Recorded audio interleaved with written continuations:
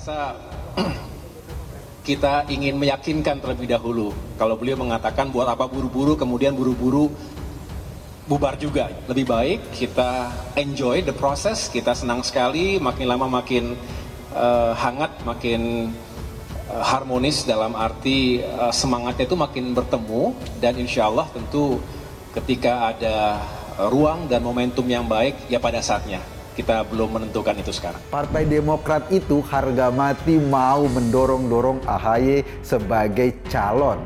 Tadinya calon presiden, tapi ya kayaknya agak susah. Kenapa agak susah? Karena memang pada level tertentu atau level orang-orang yang punya elektabilitas tinggi, AHY nggak masuk ke situ. Dia cuma ada di papan tengah. Saya juga sedang mengamati bagaimana Partai Demokrat bertahan dalam situasi ini. Partai Demokrat seperti yang sudah sering kita bicarakan sejak tahun 2014 suaranya turun terus ke dasar jurang. Sebagai contoh, AHY itu bukan kader yang mumpuni dari bawah, ikut berkeringat berjuang mulai tahun 2004-2009, tidak.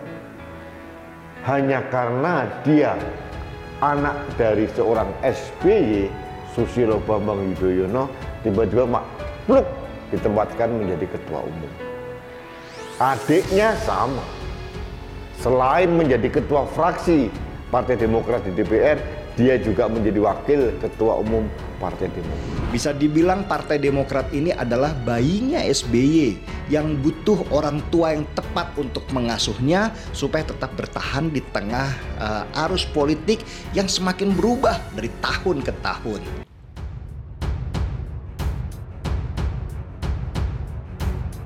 AHY Paloh deklarasi Nasdem, Demokrat, PKS tinggal tunggu waktu. Ketua Umum Partai Nasdem Surya Paloh dan Ketua Umum Partai Demokrat Agus Harimurti Yudhoyono mengatakan mengumumkan deklarasi menghadapi Pilpres 2024 hanya tinggal menunggu waktu. Hal itu disampaikan Paloh dan AHY usai bertemu di Wisma Nusantara, Jakarta pada Rabu kemarin 26 Oktober. Senada, AHY mengatakan saat ini hanya tinggal menunggu momentum yang tepat untuk mendeklarasikan di hadapan publik. Partai lain yang juga berkomunikasi intensif dengan Nasdem dan Demokrat dalam penjajakan koalisi menghadapi Pilpres 2024 adalah PKS. AHY mengatakan momentum tidak hanya ditunggu melainkan juga diciptakan. Nasdem, Demokrat, dan PKS kata dia terus menyamakan visi sebelum koalisi dideklarasikan. AHY menegaskan bahwa koalisi yang tengah dibangun antara Demokrat, Nasdem, dan PKS memiliki tujuan berupa kemenangan di Pilpres 2024 mendatang. Oleh karena itu, komunikasi yang dilakukan tidak bisa berlangsung singkat. Jokowi serius beri pesan kepada Golkar, Nasdem pun terdiam. Di media sosial ada banyak orang yang share video di mana Surya Paloh yang terlihat berusaha memeluk Jokowi tapi ditepis oleh Jokowi di acara HUT ke-58 Golkar. Video utuhnya tidak ada hanya berupa potongan video, tapi sekilas memang ada kesan Jokowi enggan dipeluk, entah saya yang salah memaknai atau tidak. Tapi banyak yang berpikiran sama dengan saya. Seolah ada kode dari Jokowi, bahkan Nasdem sudah memilih berseberangan demi mengusung Anies. Jadi ada baiknya jaga jarak saja. Kalau bicara sikap negarawan, jangan melemparkan ke Jokowi, tanyalah Nasdem kenapa memilih banting setir, karena malah menjadi seperti duri dalam daging. Kode berikutnya adalah sebuah pesan kepada Golkar.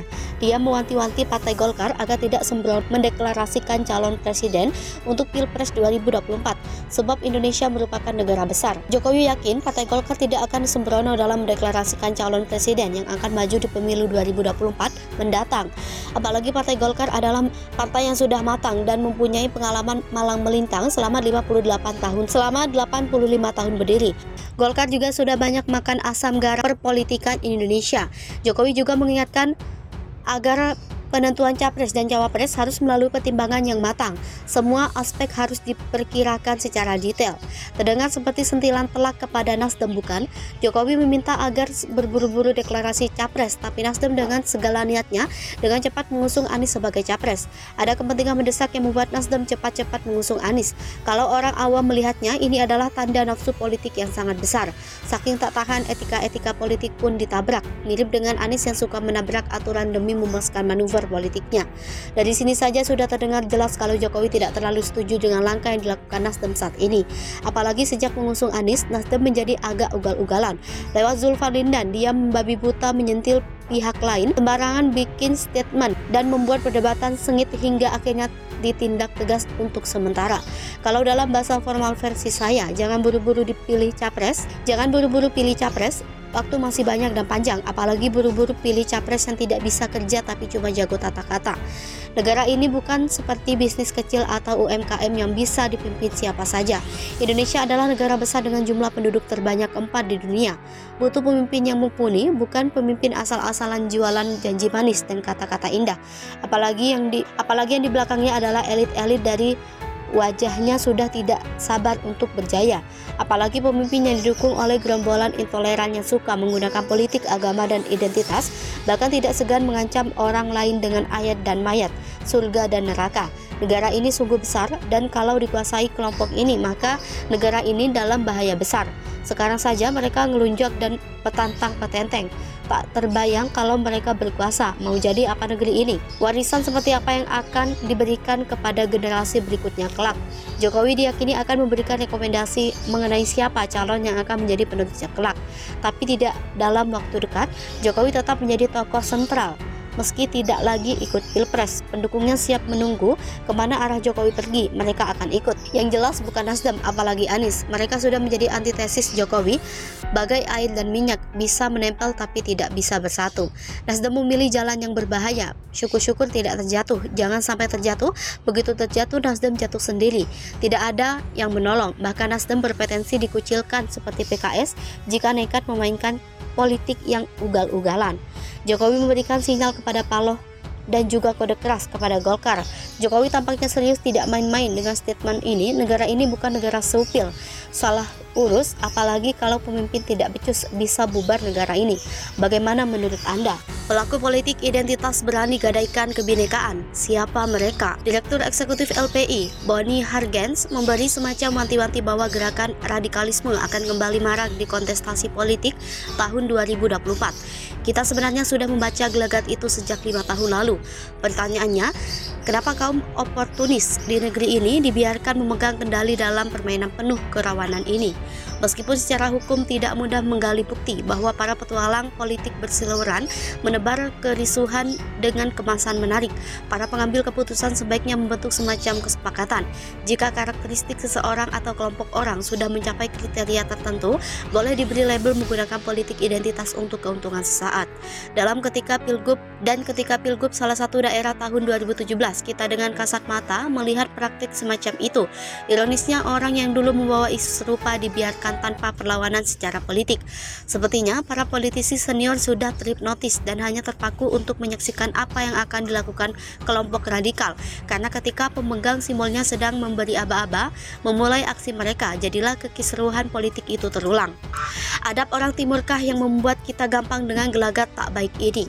Lazimkah seseorang yang memegang kontestasi lalu menggelorakan euforinya seolah-olah mereka baru saja bebas dari penjajahan? Penjajahan yang mana yang dia maksud? Disebutnya peribahasa, titik yang bertelur, ayam yang menggerami, untuk memberi isyarat bahwa mereka harus menikmati hasil kerja mereka sendiri.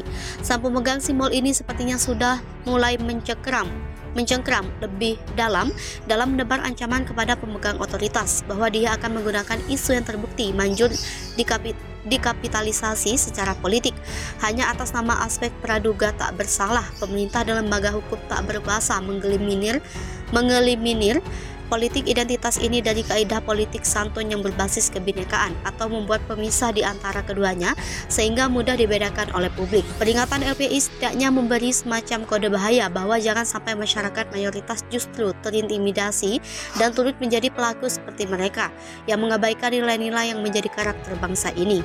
Hal yang lebih mengkhawatirkan, masyarakat kita terkesan permisif dengan pelaku politik identitas karena merasa dirinya ada di lingkungan yang sama dan bahkan merasa terwakili. Faktanya mereka hanya muncul di periode waktu yang berpotensi menguntungkan secara politik, segera lenyap ketika momentumnya lewat.